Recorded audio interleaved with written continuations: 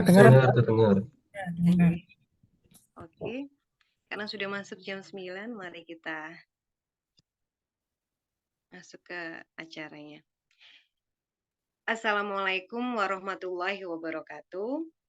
Shalom, Om Swastiastu, Namo Buddhaya, Rahayu, salam sejahtera, salam kebajikan untuk kita semua.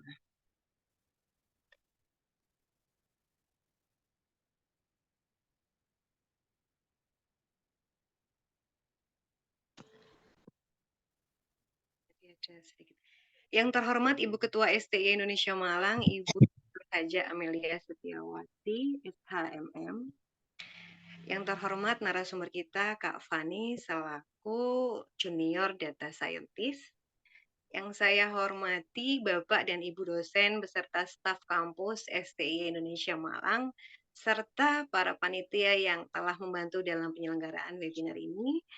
Tak lupa juga para audien, baik calon wisudawan, wisudawati, maupun mahasiswa yang luar biasa. Selamat datang di acara webinar dengan tema Introduction to Data Science Implementation in Business. Terima kasih sudah bergabung dalam link Zoom ini. Saya Fatima, insya Allah akan menjadi moderator yang akan memandu webinar yang menarik dan bermanfaat bagi kita semua. Sebelum memulai agenda hari ini, izinkan saya membacakan susunan acara. Pertama akan diawali dengan pembukaan dan opening speech dari Bapak Haji Ryan Suganda. Selanjutnya akan diisi oleh presentasi oleh Kak Fani dan dilanjutkan dengan tanya jawab beserta diskusi. Dan yang terakhir adalah closing. Perkembangan dunia komputasi dan komunikasi memang menghasilkan masyarakat yang bergantung pada informasi. Namun sebagian besar dari informasi ini masih dalam bentuk mentah, yaitu berupa data. Nah, jika data ini didefinisikan sebagai fakta yang direkam, maka informasi ini merupakan seperangkat atau pola harapan yang berdasarkan data yang direkam tersebut. Nah, ada banyak sekali informasi yang masih tersembunyi dari suatu kumpulan data yang besar. Nah, informasi ini menyimpan nilai yang berharga tapi belum diartikulasikan. Untuk itu, data science ini merupakan bidang ilmu yang mempelajari bagaimana melakukan ekstraksi nilai-nilai atau informasi penting yang terdapat dalam suatu kumpulan data. Data science ini dipakai untuk menemukan hubungan nilai-nilai yang terdapat dalam sebuah data. Hingga karenanya hingga tahun 2025 nanti data science ini merupakan salah satu daftar profesi dan skill yang semakin diperlukan sebagaimana dirilis oleh World Economic Forum, bahkan termasuk di antara yang tertinggi. Hal ini pula yang menjadikan latar belakang STI Indonesia Malang untuk menyelenggarakan ini. Diharapkan webinar ini akan memberikan bekal wacana bagi rekan-rekan untuk lebih mengenal data science, khususnya aplikasinya di dalam dunia bisnis. Karena data science ini selain dapat dipelajari oleh siapapun, dapat diterapkan, diaplikasikan di dalam semua disiplin ilmu. Kita langsung memasuki acara yang pertama, akan kita simak bersama, yaitu opening speech dari Bapak Ryan Suganda, CHMH, CIPMP, CITPE. Sebagai perwakilan dari penyelenggara, beliau selain sebagai seorang dosen, beliau juga praktisi dari data scientist yang kurang lebih hampir 20 tahun berkecimpung di dunia data science. Kepada Bapak Ryan Suganda, waktu dan tempat dipersilahkan. Baik, terima kasih Mbak Fatima. Suara saya terdengar ya Mbak ya? Jelas Pak, terdengar Pak. Ya, baik, selamat pagi Bu Ketua, Bapak Ibu dosen. Jadi saya sebentar saja, ini kebetulan baru mendarat ya di Singapura. Sebetulnya nggak mendarat ya, naik kereta dari Johor ya. Jadi saya diserai sama kampus ya, sama akademik. Pak Ryan, itu kita janji loh mengadakan webinar terkait data science, digital marketing gitu ya, lalu dan desain gitu ya. Nah, jadi kemarin ya saya coba koordinasi dengan akademik, dengan manajemen, gimana caranya bisa segera menyelenggarakan event-event ini ya. Nah, jadi nanti ini tidak akan berhenti di sini, jadi nanti akan ada acara-acara lain ya dengan pembicara yang lain dengan tema yang menarik. Jadi saya mewakili kampus selamat diskusi ya, sharing santai ini terkait data science karena data science ini eh, dapat digunakan di berbagai bidang, di usaha, berbagai industri. Di kampus kita juga sebenarnya punya banyak pakar ya, selain Bu Ketua ada Pak Nasri ya, ini yang juga sebetulnya ahli data scientist. Nanti bisa ikut diskusi.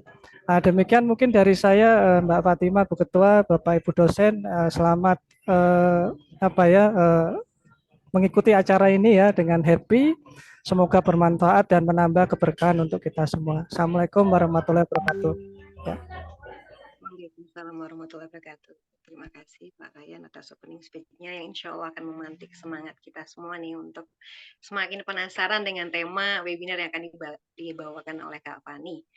Ya tentunya sekilas tentang Kak Fani nih, beliau ini seorang meskipun sangat muda adalah lulusan Binar Academy Bootcamp 2023. Jadi sangat mempunyai kompetensi di dalam bidang data science. Dan Kak Fani ini sedang berkuliah di STI Indonesia Malang jurusan manajemen keuangan. Jadi kalau masih ada yang bikin penasaran kepo tentang materi hari ini bisa langsung ditanyakan kalau ketemu Kak Fani di kampus nanti.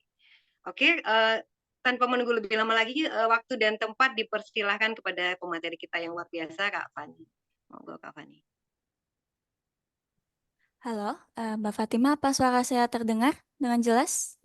Jelas, Kak Fani? Oke, nanti kalau misalnya ada yang nggak jelas suara saya bisa diinterupsi aja langsung ya. Yap. Terus habis ini saya izin share screen juga. Terima kasih juga untuk Pak Ryan atas pidatonya. Saya juga jadi ikut semangat ya. Saya sebenarnya juga deg-degan. Jujur ini lebih deg-degan daripada ketika saya tuh presentasi hasil kelulusan saya pas di bootcamp. Kalau gitu langsung aja aku mau izin share screen. Kita tes. Oke. Mbak Fatima nih kayak saya belum bisa share screen ya. Oh, bentar saya Oke. ke hostnya.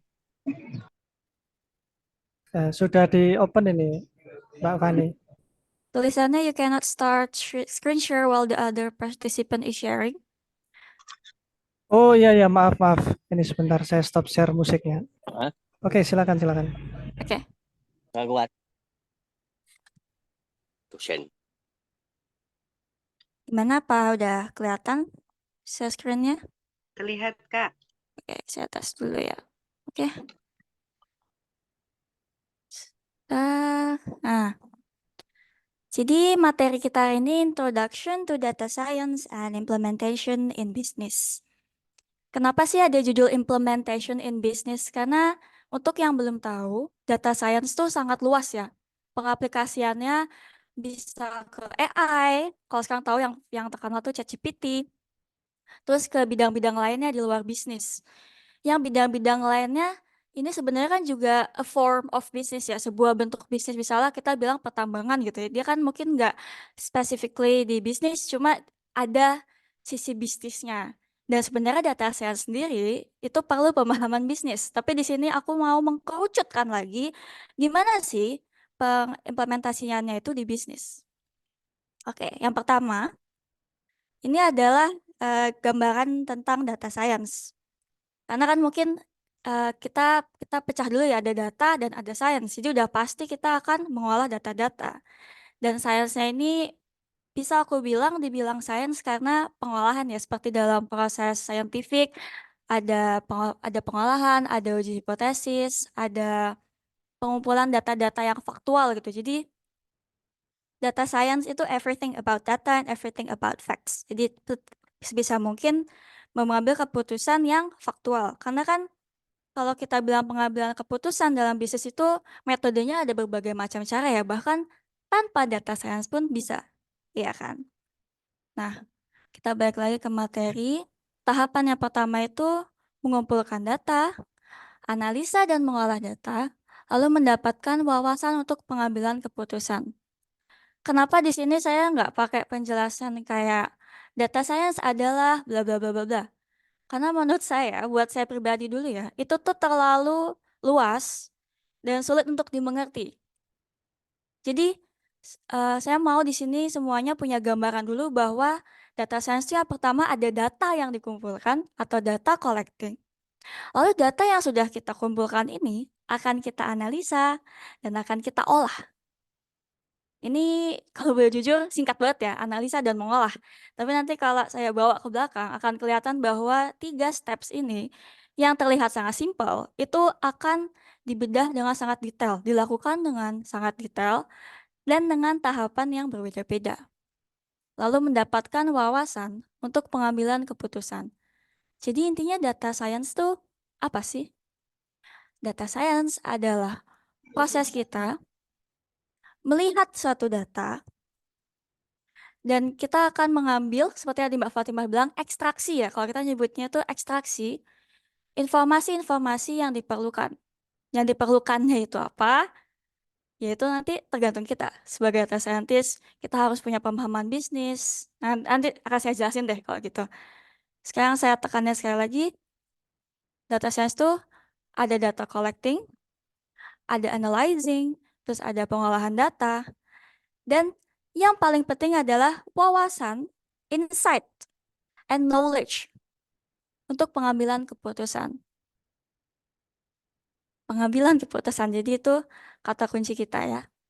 Dan kata kuncinya kalau misalnya habis ini ada yang mau searching-searching atau Google-Google, itu bisa dengan studi data, pengolahan data, atau data-driven decision making. Nah, sebelum aku lanjut, aku mau kita buat perjanjian tidak tertulis lah. Buat semua yang hadir di webinar ini, kalau misalnya ekspektasi kita tuh supaya ada di taraf yang sama. Jangan sampai nanti misalnya, oh ternyata data science kok kayak ribet ya, atau ternyata tuh aku ngejelasinnya nggak komplit karena emang di sini sesuai judulnya adalah Introduction to Data Science. Anggap aja kayak ta'arufan lah. Kita ta'aruf dulu sama data science, masalah nanti hubungan ini mau dibawa kemana itu kan keputusannya diambil nanti ya. Jadi sebisa mungkin ekspektasi kita bisa mengatakan bahwa ini hanyalah tahap pengenalan. Karena kemarin waktu saya berpikir kan, apa yang harus saya kenalin ya? Karena kalau saya pribadi dulu, waktu saya belajar data science, saya kesulitan karena langsung nyemplung gitu, langsung nyemplung ke detail-detailnya, ilmu-ilmu yang dipelajari, praktek-praktek yang harus dilakukan. Sedangkan saya tuh nggak paham betul sebagai data scientist tuh saya harus apa. Atau sebenarnya data science ini untuk apa. Jadi saya mau nanti setelah webinar ini beres, kalau misalnya ada yang merasa, ah, saya nggak cocok sama data science. Percaya deh, itu bukan nggak cocok sama data science, tapi nggak cocok sama saya. Berarti nggak cocok sama penjelasan saya, atau nggak cocok dengan materi yang saya bawakan. Mungkin ketimbang introduction, ada yang lebih suka langsung praktek aja lah. Kita langsung coding, kita langsung riset, dan segala macem. Di sini, aku mau ngenalin aja. Dan isi PowerPoint-nya juga nggak terlalu banyak, nggak terlalu panjang, nggak ada definisi yang panjang-panjang. Kalau bisa, kalau mau dicatat, itu cukup catat aja kayak gini. Ini nggak akan selalu ada di setiap page yang saya kasih, tapi rata-rata page yang saya berikan itu isinya kata kunci. Dan saya tolong dari kata kunci ini nanti bisa di Google dengan spesifik bahwa apa saja yang diperlukan data science. Misalnya ya, misalnya nanti kita akan belajar statistik. Statistik itu kan ilmu yang sangat luas. Dan nanti misalnya mau Google langsung aja statistik untuk data science gitu. Karena kalau saya jabarin semua di sini, takutnya pada kabur semua. Jadi kita kenal dulu sama data science. Oke. Nah, kan tadi saya minta tolong ya. Oke, minta tolong habis webinar ini beres, tolong diulik lagi sendiri. Mungkin kalau emang nanti beneran nggak suka, nggak apa-apa. Tapi menurut saya, data science itu seandainya pun ya nggak dijadikan sebuah tools, data science itu adalah pola pikir yang sangat-sangat baik. Baik untuk dilakukan dalam keseharian ataupun dalam bisnis. Jadi menurut saya pribadi, data science sebelum menjadi sebuah tools, itu adalah pola pikir. Maka tadi ada data-driven decision making. Oke. Dan kalau misalnya nanti ada yang tertarik, nah ini bisa juga nih, bisa juga rasanya nggak cocok sama webinar yang kali ini. Mungkin ada role-role lain dalam dunia data yang lebih cocok dengan individu masing-masing ya. Kalau aku pribadi, aku tuh data scientist. Tapi ada juga biasanya data scientist itu dia akan bersinggungan sama data analis. Itu yang di atas ada data engineer. Terus ada lagi yang bisa ditarik lagi tuh ada machine learning engineer dan business analysis. Dalam beberapa kasus perusahaan di Indonesia itu sebenarnya mereka ketika mencari orang dalam tim data ya, ada beberapa perusahaan yang mungkin karena ini masih relatif baru ya menurut saya profesinya. Mereka tuh kurang paham kalau misalnya sebenarnya dalam tim data tuh ada segini banyak dan itu tuh masih masih bisa dikerucutkan lagi ya. Jadi ada yang misalnya ya kasus yang paling umum tuh ada data analis yang diminta jadi data scientist. Ada yang sebenarnya perusahaannya butuhnya data engineer yang direcruit data scientist. Itu sebenarnya agak sulit ya, tapi saya sering dengar sih keluhan-keluhan kayak gitu. Tapi gak apa-apa. Yang penting saat mulai belajar kita harus punya pegangan. Karena kalau misalnya kita nggak punya pegangan, kita belajar semua meledos otaknya. Bisa meledak gitu kan ya. Jadi lebih baik kita langsung tahu dulu atau kalau kepo-kepoin dulu data engineer itu apa, data scientist itu apa, data analis itu apa. Dan syukurnya sebagai data scientist ya, kenapa saya saranin mulai dari data scientist itu dia nyinggung sedikit-sedikit dari role-role ini ya. Sebenarnya kalaupun saya mau, misalnya saya data scientist nih, saya mau mengkerucutkan bahwa sekarang mulai saya kerjaannya mau data analis aja, atau mau machine learning engineer aja. Itu bisa, bisa banget. Ntar saya tinggal belajar lebih dalam lagi tentang tools-tools apa yang dipakai dalam roles yang mau saya tekunin. Oke, jadi kebayang ya. Kalau cara paling gampangnya di sini yang bisa saya jelasin itu data engineer itu dia biasanya ngumpulin data, terus dia mengurus arsitekturnya data.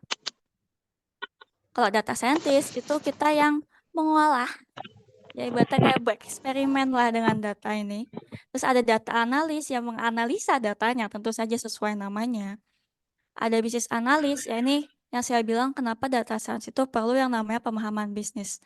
Lalu machine learning engineer, ada yang pernah dengar nggak sih machine learning itu apa? Sesuai namanya, machine and learning. AI itu awal mulanya tuh dari machine learning. Cuma kalau AI itu biasanya dari machine learning, dia dibawa ke yang lebih detail itu deep learning, lebih jauh, bukan lebih detail, lebih kompleks. Ada namanya deep learning. Barulah dia menjadi sebuah AI. Jadi kalau misalnya ada yang dari sini, ternyata interestnya tuh aku nggak mau jadi data scientist di bisnis.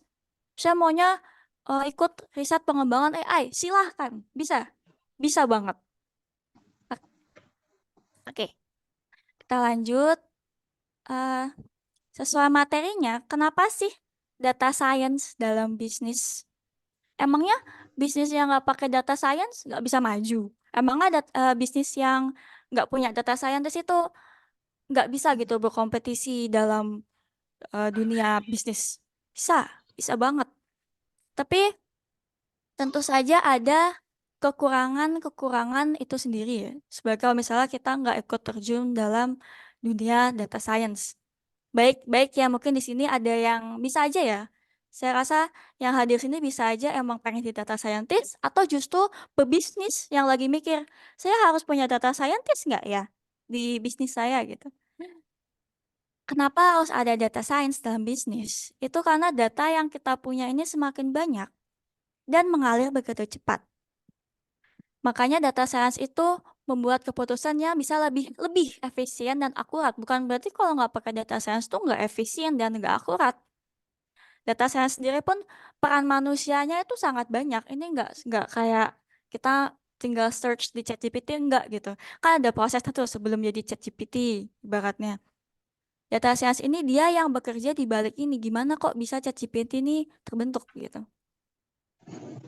Terus sebenarnya ya kalau misalnya kita ngeliat gitu, misalnya kita buka TikTok, kita buka Shopee, kita buka Tokopedia, itu kan sebuah bentuk bisnis juga dalam artian dia diciptakan pasti selain selain ada impact impact yang mungkin want to make impact ke masyarakat untuk memajukan misalnya kalau Gojek itu kan dia emang ingin berkontribusi balik ke negara itu pasti ada yang namanya profit gitu kan. Profit dalam artian material, material uang.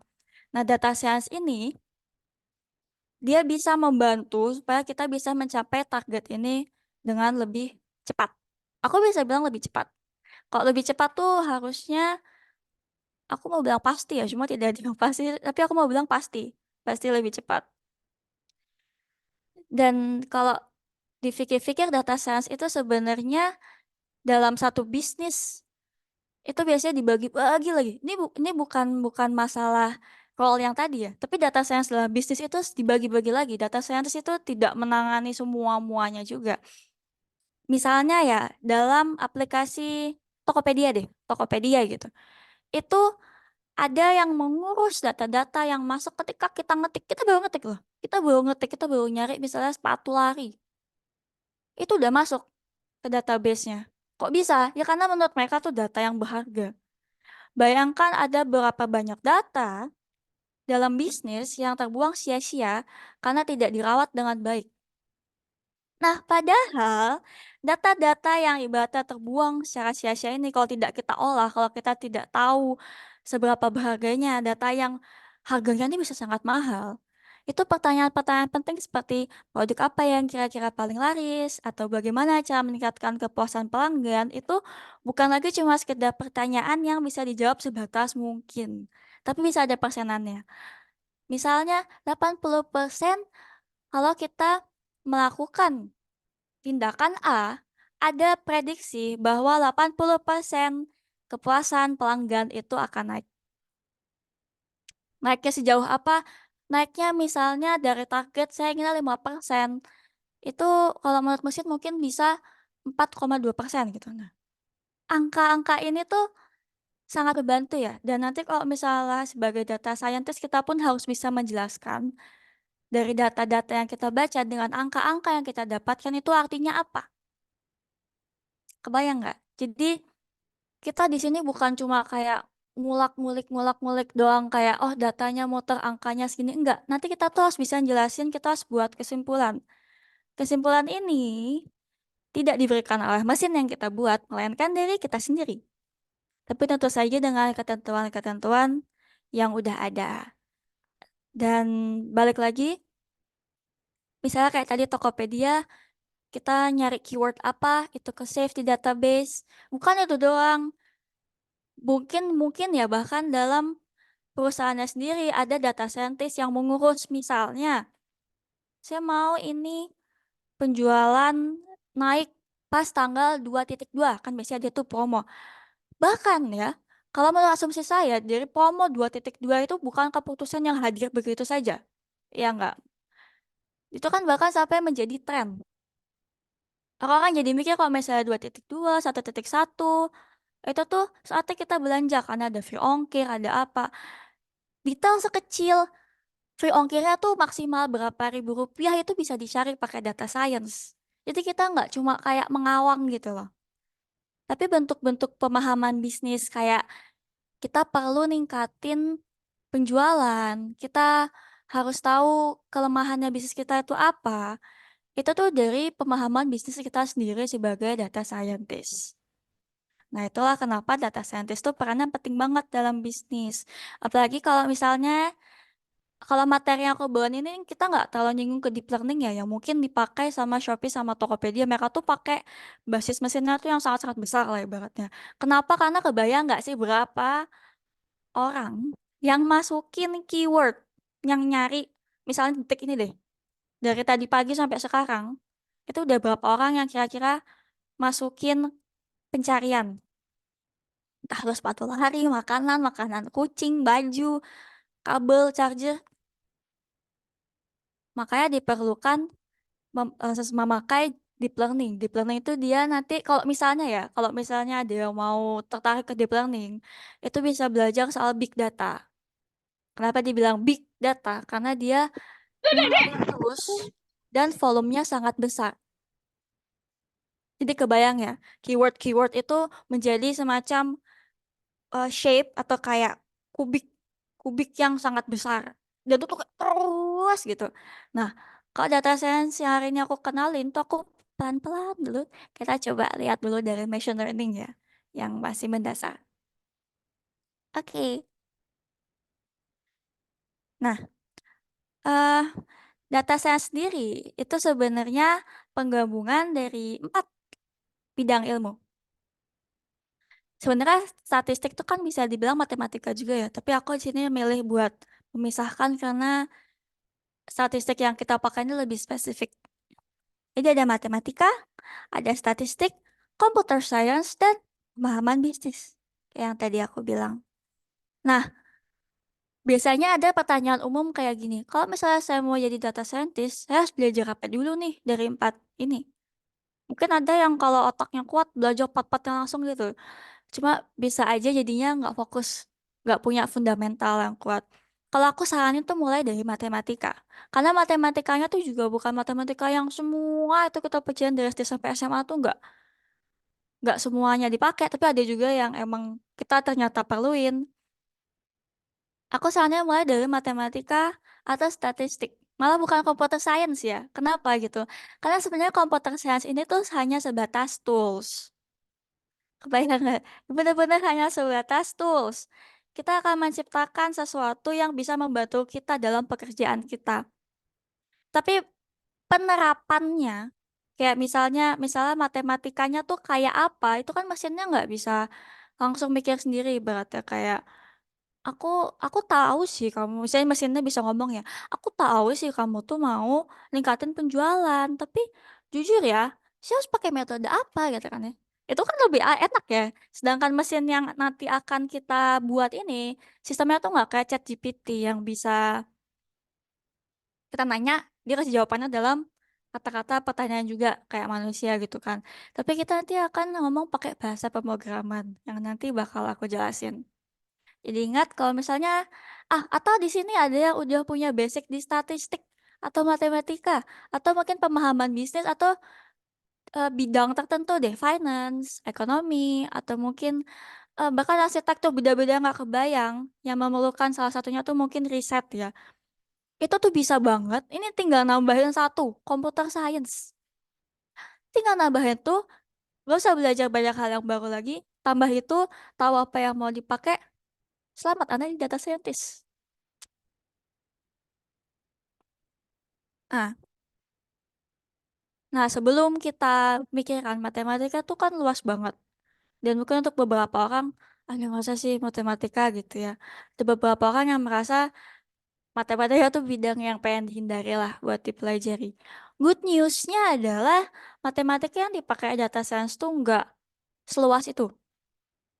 Dan jangan jangan mikir gini.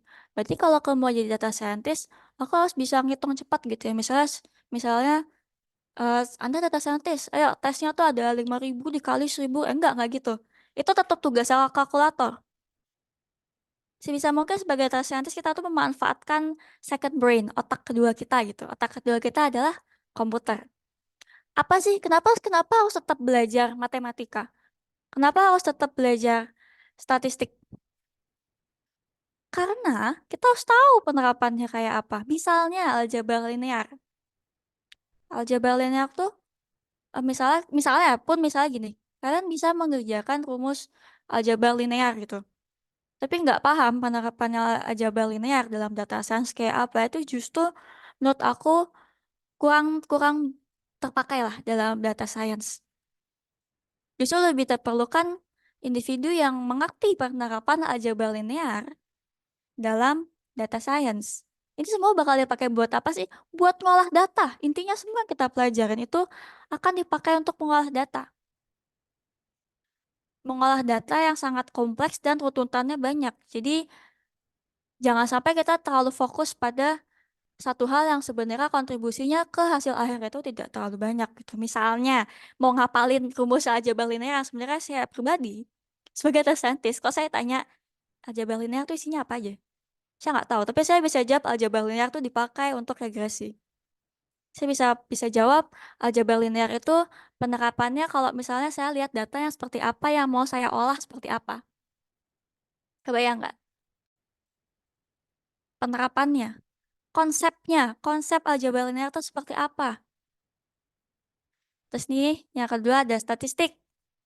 Tenang, statistiknya pun nggak kayak yang wah semua harus belajarin. Tapi jujur ya, dalam konteks statistik, kalau misalnya ada yang mau belajar statistik mendalam itu saya sangat menyarankan sih. Karena statistik ini selain dipakai dalam pengolahan datanya, itu sebelum mengolah datanya juga dipakai. Bayang nggak? Ini kan mengolah data nih. Itu kita dengarnya udah awal kan, tapi sebelumnya tuh masih ada juga. Kita ngolahnya mau gimana? Itu pakai statistik. Kita mikir gitu.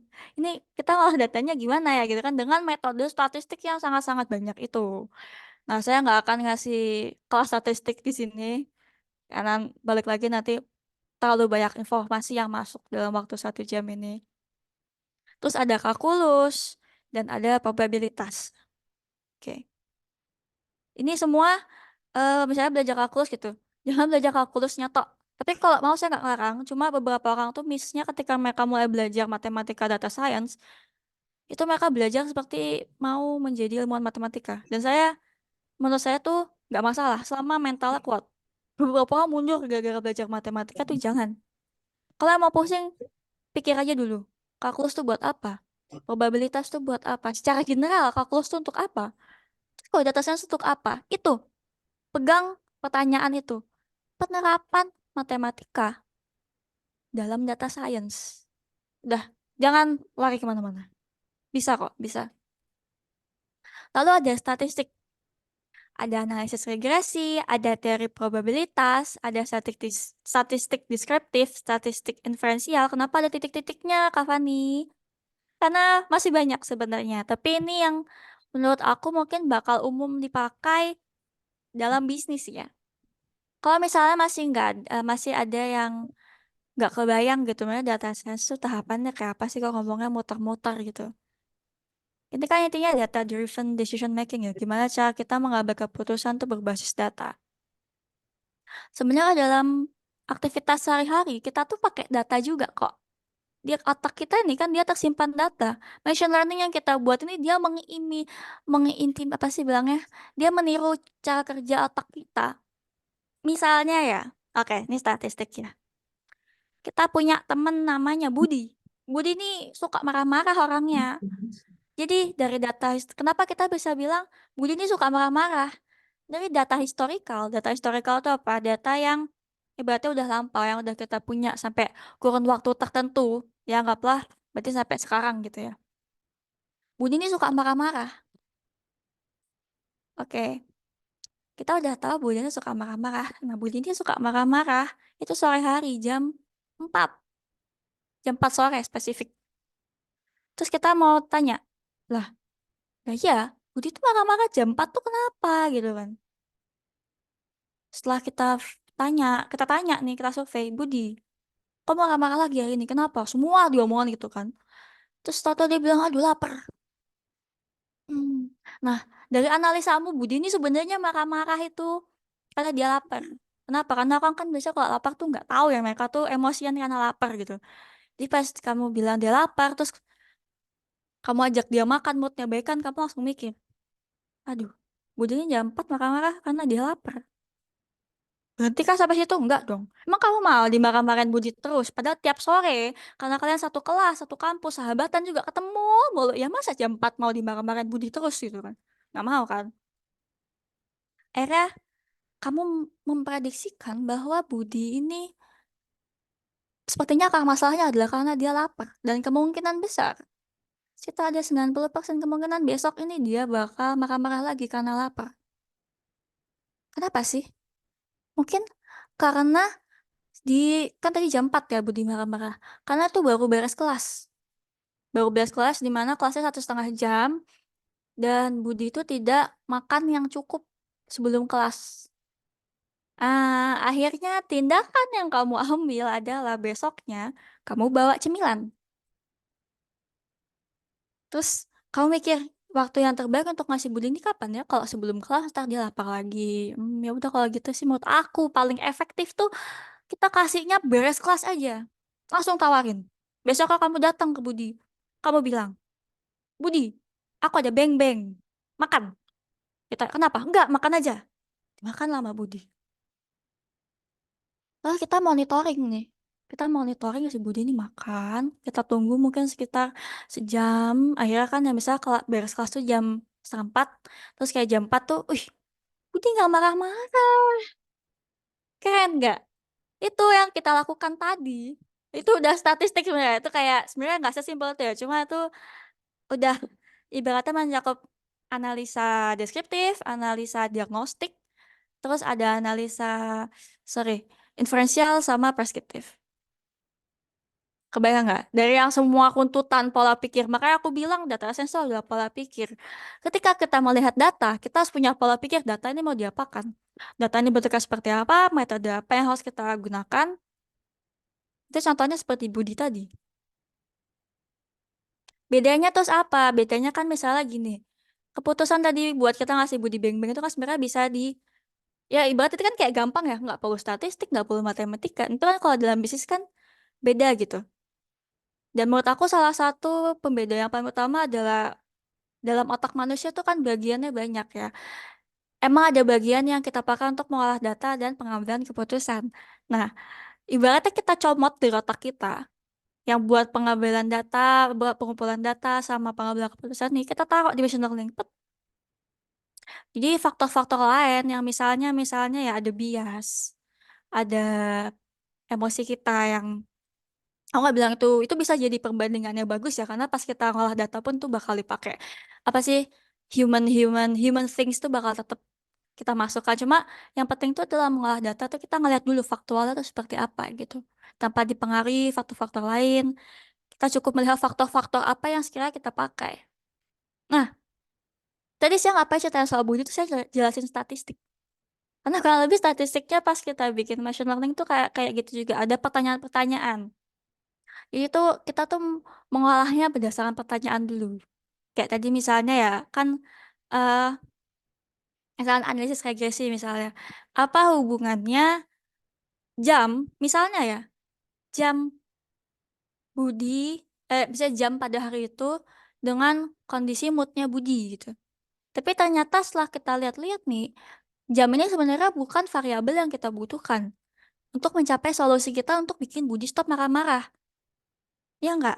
Karena kita kan solusi yang kita ambil akhirnya ngasih Budi makanan kan. Berarti variabelnya tuh adalah mungkin spesifik Budi lapar gitu.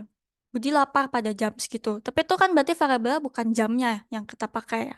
Kita menelaah lagi di balik jam 4 nih kenapa sebenarnya. Tapi analisa kita harus mengetahui dulu bahwa pada jam 4 ini Budi itu suka marah-marah. Kurun waktu itu sangat penting. Kurun waktu itu sangat penting dalam mengolah data. Spesifik tahu variabel apa yang dibutuhkan itu juga sangat penting. Kalau misalnya kita salah variabel tadi, misalnya gini, kita mikir Budi tuh ternyata marah-marah karena capek kelas gitu kan. Tindakannya apa? Mungkin kita pijetin. Masih marah-marah juga. Berarti kan dari hasil monitoring, nah ini hasilnya kita monitoring. Dari hasil monitoring kita, itu tindakannya tidak efektif gitu. Berarti apa yang salah? Datanya. Jadi datanya tuh kita akan bolak-balik gitu. Kita buat, kita olah, kita balik lagi ke data, hasilnya kurang memuaskan, kita bolak-balik. Jadi dia nggak kayak yang satu dari awal sampai akhir beres gitu, nggak. Oke. Terus ada computer science. Bahasa pemrograman yang nanti akan saya kenalkan tuh Python. Sebenarnya ada satu lagi bahasa pemrograman tuh R atau R. Baca Inggris sih R kayaknya. R itu dia cukup terkenal tapi jujur saya pribadi tuh nggak pernah pakai. Bener-bener nggak pernah pakai. Jadi nggak bisa aku ajarin di sini. Saya pakai tuh Python dan Python ini sebenarnya cukup terkenal juga buat membuat AI. Dan saya sangat menyarankan Python kenapa? Karena sejauh ini dia yang paling mudah. Terus ada Natural Language Processing. Ini maksudnya apa sih?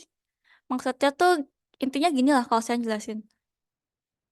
Ini tuh anggap aja komputer tuh kayak orang asing gitu. Kalau kita aja ngomong bahasa Jawa ya dia nggak ngerti toh. Jadi kita harus belajar bahasanya dia. Kita mau kita harus ngalah. Karena kita yang bisa menyesuaikan gitu kayak natural language processing ini. Terus mungkin ada pertanyaan, tapi ChatGPT tuh kok bisa? Jangan salah.